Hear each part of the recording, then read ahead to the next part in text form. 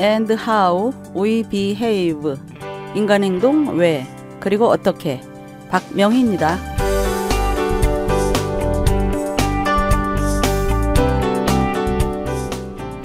오늘도 평안으로 가는 12걸음 중 세 번째 걸음인 올려놓기 부분을 인정씨의 예를 보며 인간 행동의 원인과 방법을 찾아가 보죠. 하나님은 우리를 보배롭고 존귀하게 보십니다. 하나님의 눈에 더 씌워진 렌즈 때문에 있는 그대로 보지 못하시죠. 당신의 의지가 너무도 강해서 우리 안에 있는 가장 작은 가능성에 집중해서 그것을 발현하여 마치 현재 이루어진 것처럼 대하십니다. 또한 하나님은 그럴 능력이 있으신 분이죠. 왜요? 사랑 때문입니다. 진부한가요? 하지만 이를 표현할 다른 어휘가 없습니다. 하나님은 사랑이십니다. 여기서 인용하지는 못했지만 어떤 대가를 치르고서라도 이를 이루겠다고 하십니다. 애굽과 구스, 스바를 다 주고서라도 이스라엘을 구하겠다고 하십니다. 이처럼 우리를 구속하기 위해서 결국 예수님이라는 가장 값진 대가를 치르셔야 했지요. 그래서 하나님께서는 결국 무엇을 하고자 하는 것입니까? 창조한 자를 오게 하라. 그를 내가 지었고 그를 내가 만들었느니라. 하나님께서 빠라 하셨던 그들을 아싸 하시겠다는 것이죠. 창조한 자들을 만드시겠다는 것입니다.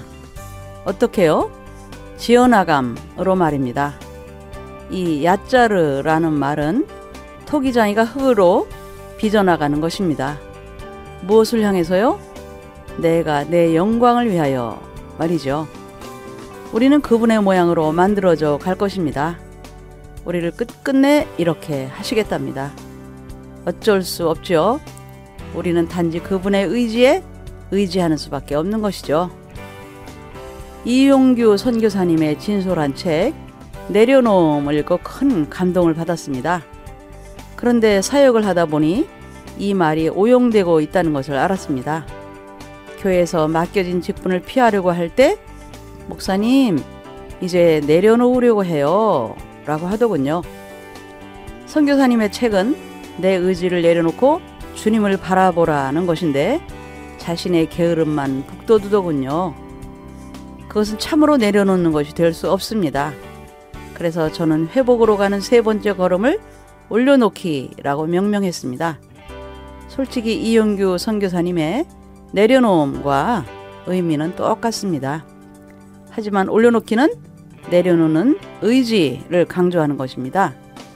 우리를 그토록 단단하게 만들어 놓았던 자기 의지는 모두 내려놓지만 최소한 그분께 올려놓는 의지만은 남겨놓자는 뜻이죠. 우리는 하나님의 도움과 인도를 간구하기도 했지만 대부분 스스로 삶을 꾸며가도록 애썼습니다. 우리에게 주어진 자유의지라는 명분 하에 삶의 대부분의 현장에서 하나님을 몰아내버린 적이 많습니다. 그 결과 주변의 사람들과 환경을 통제하려고 애쓰다 쓰라린 실패를 맛보게 됩니다.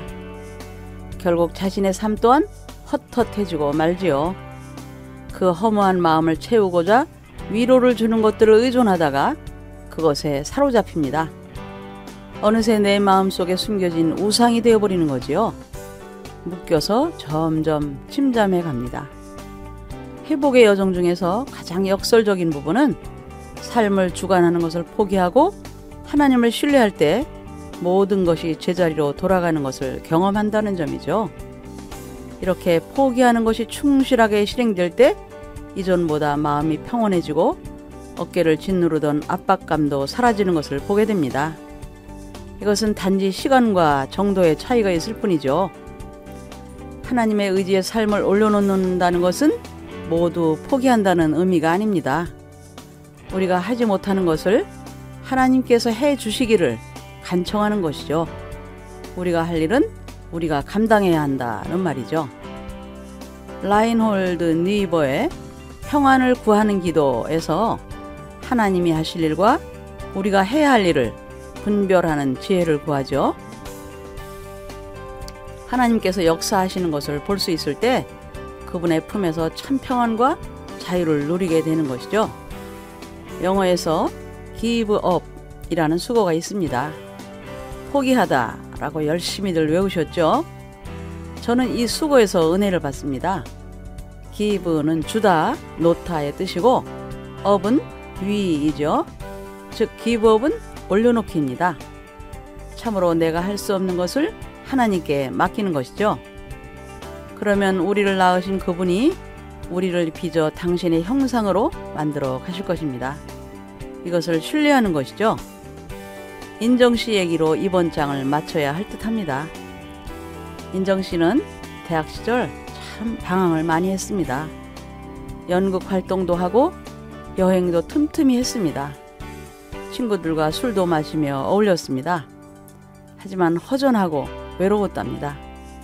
훌쩍 혼자서 등산을 가기도 하고 유명한 스님을 찾아가서 심오한 질문도 던져보았답니다. 그러나 공허감은 커져만 갔습니다. 꿈을 찾아 유학을 떠나려 했습니다. 하지만 대학 4학년 때 부친이 갑작스럽게 돌아가시면서 유학의 꿈은 사라졌죠. 어머니의 삶이 자기에게서 반복되는 듯 했습니다. 그리고 결혼을 했죠. 아이들을 낳고 최선을 다해 살았습니다. 공허감을 잊어야 했죠. 10여 년 전 어떤 집에 이사를 갔습니다. 그곳에서 이상한 경험들을 많이 했답니다. 가위에 눌리고 아이들은 새벽마다 이상한 존재에 시달려야 했습니다. 갈급한 마음에 예수를 믿는 친구와 전도사님을 모셨습니다. 전도사님께서 창세기 1장 1절 말씀을 주셨는데 태초에 하나님이 천지를 창조하셨느니라 였습니다. 그 말씀을 듣는 순간 새로 태어난 것 같았답니다.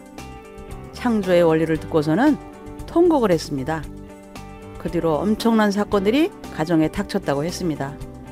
큰 교통사고로 자신도 죽을 뻔했고 저와 12걸음의 과정을 진행하는 중에도 시댁과 친정에 큰 사건이 벌어졌습니다.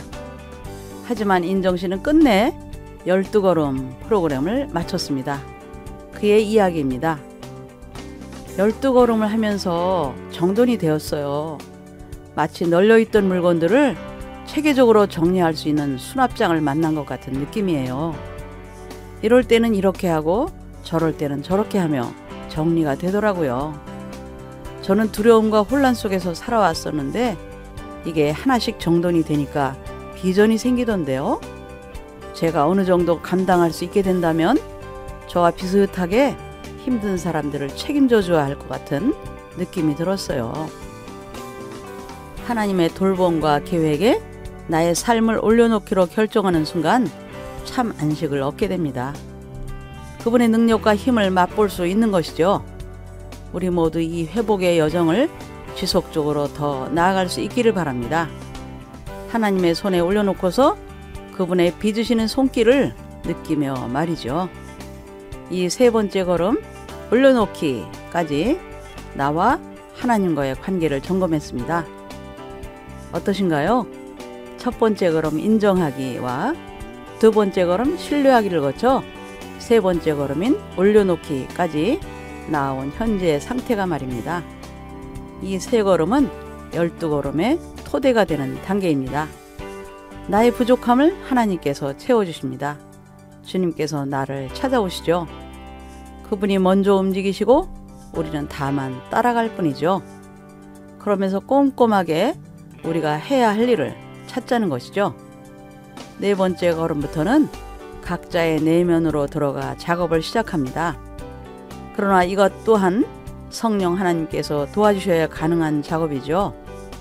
그 하나님의 손길을 신뢰하면서 다음 걸음으로 나아가십시다. 여러분, 다음 시간까지 안녕히 계세요.